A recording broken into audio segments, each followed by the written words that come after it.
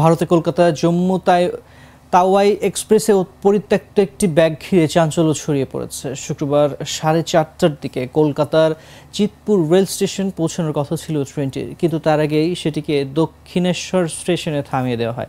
প্রায় আধা ঘন্টার উপরে দক্ষিণের স্টেশনের দাঁড়িয়ে থাকা এরপর যাত্রীরা নেমে এসে খোঁজখবর করতেই জানা যায় স্লিপার কোচের ভেতর একটি পরিত্যক্ত লাল ব্যাগকে ঘিরে আতঙ্ক ছড়ায়। মুহূর্তের মধ্যেই রেল কর্তৃপক্ষের পক্ষ থেকে ওই কামরাটি খালি করে দেওয়া হয়। এরপর তল্লাশি কুকুর এনে অভিযান শুরু করে বোম স্কোয়াডের কর্মকর্তারা। ঘটনাস্থলে ছুটে আসেন রেলওয়ে প্রোটেকশন ফোর্সেস এক শীর্ষ কর্মকর্তারাও।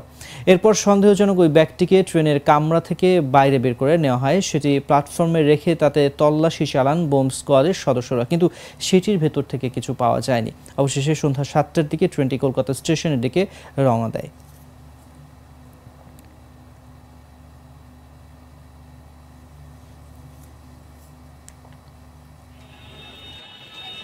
आधा घंटा से ट्रेन खड़ी हुई थी। जब हम लोग बाहर निकल गए वहाँ पे भीड़ लगा हुआ था। तब हम लोग वहाँ जाते वक्त तो बैग देखा गया।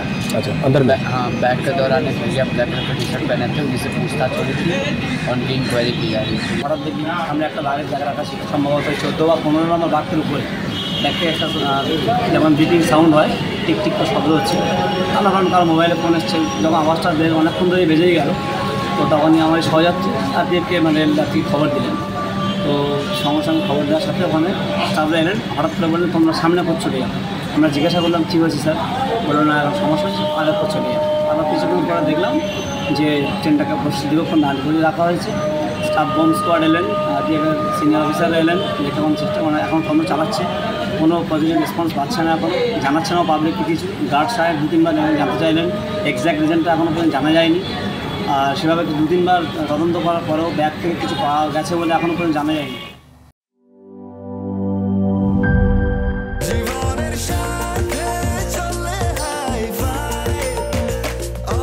স্বাস্থ্যকর অল টাইম, সব সময় অল টাইম হেলদি লাইফ।